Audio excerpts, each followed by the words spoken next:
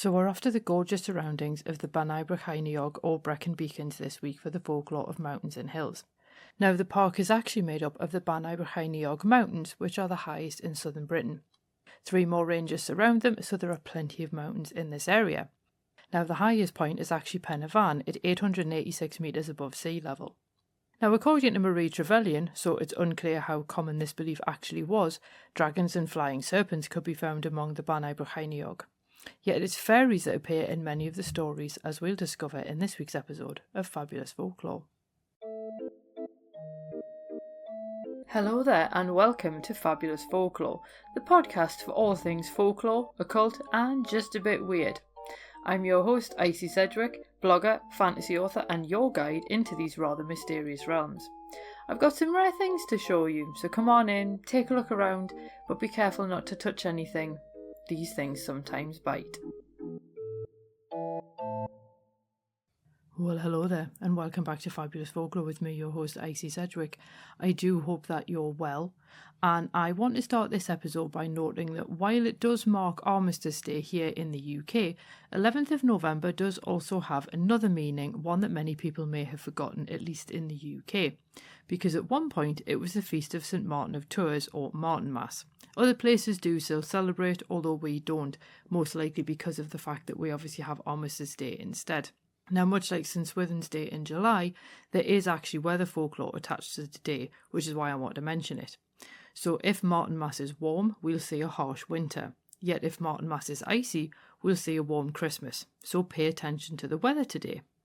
Now, as it is Armistice Day, I did think it would be too easy for this episode to be brought to you by the poppy, so I thought we'd go for something a little bit different. So this episode is brought to you in Sesame Street style by French Willow, which in Mrs. Burke's Language of Flowers dictionary meant bravery and humanity, and I can only hope that more people will recognise the humanity in others, because let's face it, if history tells us anything, it's that dehumanising others gets us nowhere.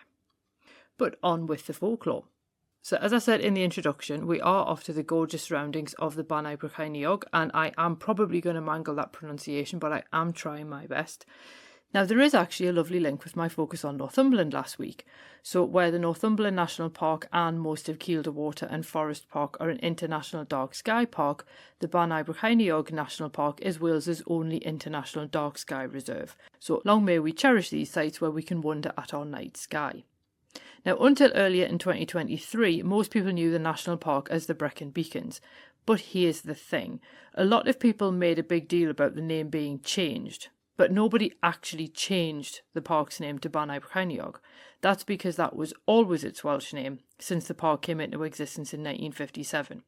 And its first reference in writing in the early 16th century uses Bannau Brycheiniog. So thus I shall be using that name in this episode because it is the correct one. Now, if you're wondering what the name actually means, Bannau comes from the word ban, which means peak, and then Bannau is therefore its plural. Brycheiniog comes from Brecon, a king in the 5th or 6th century. Now, according to medieval folklore, he had many children, including Dunwan, the Welsh patron saint of love. Now, the law also claims that he was Irish, and while little is known for definite about Brecon, Rebecca Thomas notes evidence of an Irish influence on the area during the Middle Ages. But we're going to get started with the folklore, and I want to start off with the Old Woman of the Mountains, because the Welsh mountains have their own fairies called the Gwyllion.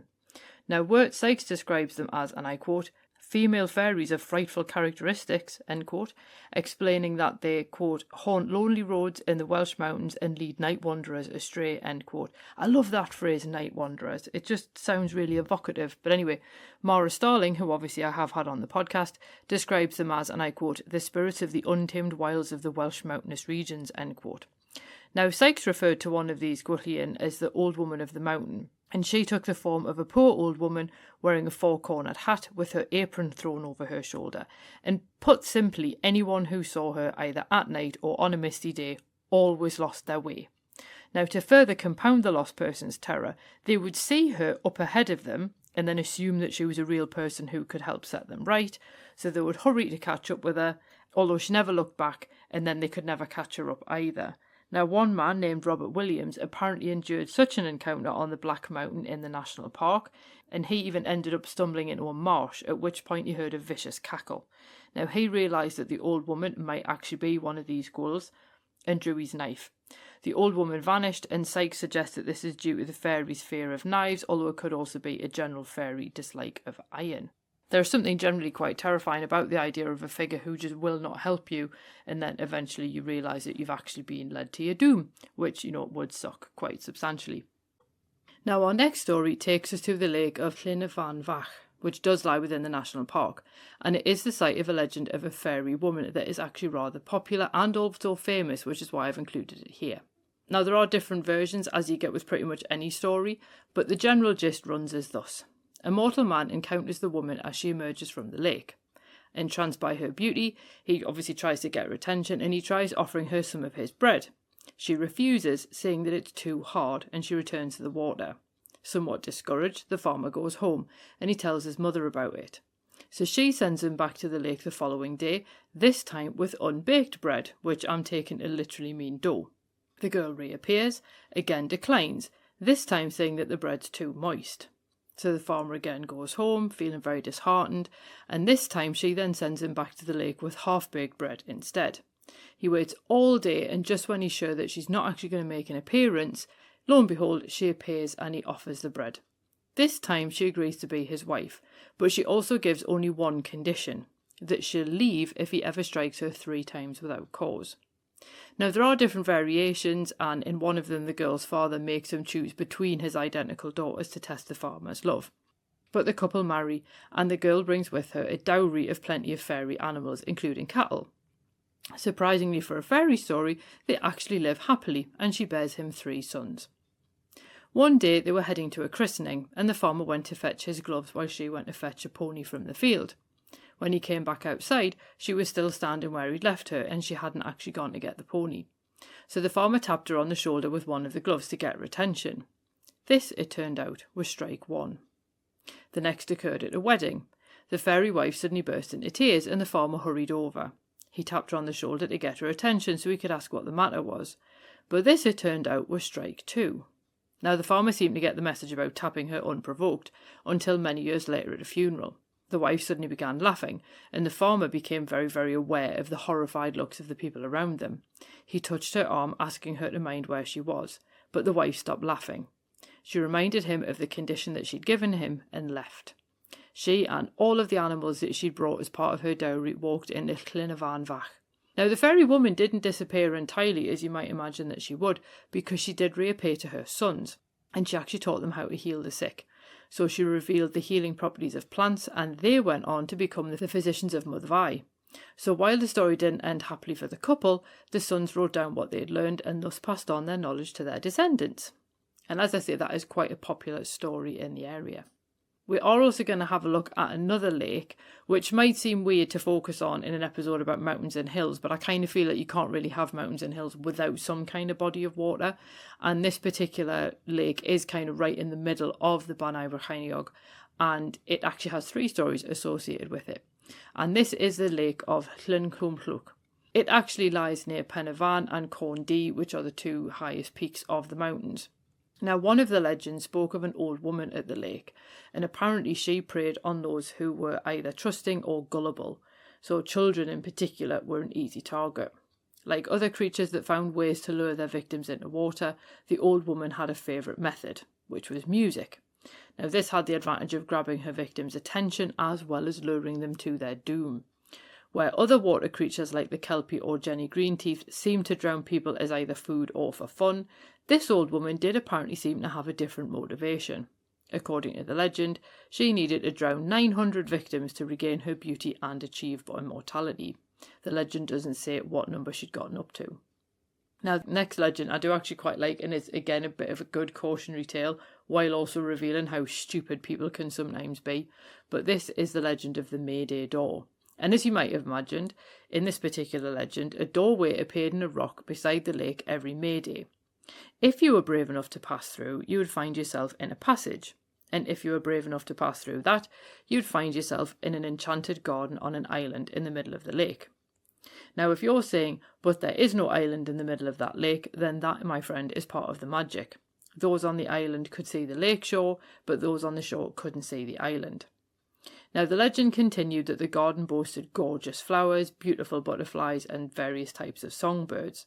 And it's so gorgeous because the island and the garden belong to the Tylwyth Teg, the Welsh fairy folk. Now, they would actually entertain mortal visitors with songs and stories, and by all accounts, people had a really jolly time while they were there. And humans could also safely go home, but there was only one condition.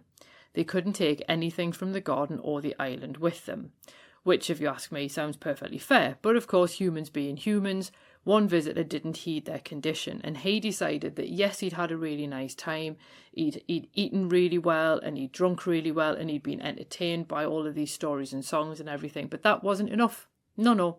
He decided to take one of the flowers as a souvenir of his time there. And when he re-emerged on the lakeshore, having gone back through the passage, he dropped down dead, and the door never appeared again. Now, there is another legend of the lake, and according to E. Sidney Hartland, the locals decided to drain it long ago. They'd almost finished their work when a tempest whipped up around them. A huge figure rose up from the middle of the lake, his hair and beard some 3 yards long. With a furious glare, he ordered them to stop their work, because if they didn't, he would drown the Valley of Usk and the town of Brecon. Now, given the lake is still there, we can only assume that they agreed. But what's really interesting is elsewhere you can find another version of this legend which actually links to the mysterious door. And in this variation, the locals could remember the door even though no one had seen it for a century. They then took to wondering if the Tylwyth Teg had left any treasure behind and contrived to drain the lake to look for it, which explains why they were trying to drain the lake in the first place. As in Hartland's version, the giant rose out of the water during the sudden tempest and issued his threat if they continued in their work. Yet in this longer version, the giant also warns them to remember the token of the cat. Now, this meant nothing to most of the locals, although one old man came forward to explain. Because according to him, many years earlier, someone had asked him to drown a tomcat that had become a nuisance in the area. The man did as he was asked and drowned the cat in Llyn Cwm Llwch. The next day he went fishing on Llyn Cyfyddon and spotted the dead cat still in its bag floating in the lake. Now, the two lakes were not connected as far as they knew, but they feared an underground link between the two lakes. The men decided it was safer to leave the treasure and the lake alone and went home. The giant kept his promise and didn't flood Brecon or the valley. Now, the legends encountered in this episode are perhaps the most famous ones you'll encounter about the area, but they are a good indication of the ways in which Welsh fairy lore in particular differs from English fairy lore, and I do recommend Mara's book Welsh Witchcraft for more details on Welsh fairies.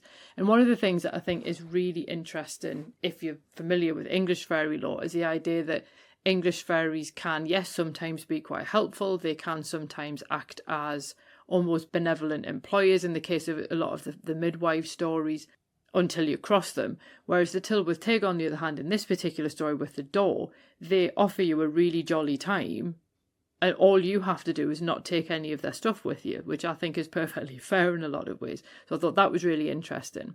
But then if we look at the other types of fairies, I think it would be really easy to assume that the Old Woman of the Mountain and the Old Woman of Llyn Cwm Llwch were basically cautionary tales. Now, perhaps they were helpful advice to travellers on the mountain at night or in the mist, where you could probably quite easily lose the path, and stories like this might have also helped to keep children away from deep water. But I do think that one of the things we have to bear in mind with all things folklore is that there is always the slight possibility that there's a little bit more to the stories than meets the eye, especially somewhere as magical as Wales. And I think that we've also got to be very careful not to impose the contemporary way of looking at these stories of, oh, everything's a cautionary tale, and think, well, actually, is there anything else going on with them? Was this a sign of a different form of belief in the area? And if so, then that is something that we definitely need to honour as well. But I do really like the story, I think, of the fairy bride in particular, because the idea of the farmer having to kind of earn her approval with these three, it's too hard, it's too moist. Yeah, no, it's fine now. There's that lovely fairy tale element of the repetition of three in there. And I also like the fact that she gives him a condition which is actually, or should be, quite straightforward. And it's more through his thoughtlessness more than his actual cruelty that things don't go well for him. But I do like the fact that she does come back and continues to have this lovely relationship with her sons as well. So that's something that we don't always necessarily get to see. I did see a couple of scholars try to shoehorn that particular story into the Swan Maiden tradition, which is very much like the Selkies, the idea of this woman who has been essentially captured by a mortal man who has taken her skin, and then forced her into marriage, and then she comes back once she's found her skin and returns home. She does come back for her children, but in this story there's not really any sense of that being the case, and that she actually willingly enters a marriage with this guy and actually has quite a nice time with him. So I did quite like that story as well. I must admit, it's not a part of Wales that I've been to. The other one I was going to have a look at was Eryri or Snowdonia, which is somewhere I have been, and I have been up Snowdon, but I did think actually these particular legends were really interesting. And I just thought it was quite interesting to have a look at these ones. I will no doubt come back and have a look at other tales of Wales again in the future because they are absolutely fascinating. I haven't decided 100% yet which mountains I'm going to have a look at next week. So again, if you've got any requests, please do let me know. But otherwise, we will be doing some more mountains and hills in next week's episode of Fabulous Folklore. As always, please do remember that reviews are a really helpful free way to help spread the word about the podcast. But I do always appreciate the coffees that people buy me. And yes, I do actually buy books with them. So it's all much appreciated. But anyway, I hope you have a marvellous week ahead. And I hope that I see you next week for whatever we do next week on Fabulous Folklore. Cheerio. Well, thanks for listening, and I hope you enjoyed that episode. If you did, feel free to leave a review wherever you listen to podcasts, because that helps other people find the show too. It also takes between 4 and 6 hours to research, write, record and edit these episodes, so if you want to help support my time in doing that, then you can buy me a coffee. Or you can join the Fabulous Folklore family on Patreon and enjoy extra benefits, including exclusive episodes and articles and even illustrated talks. All the links you need are below, and thanks in advance.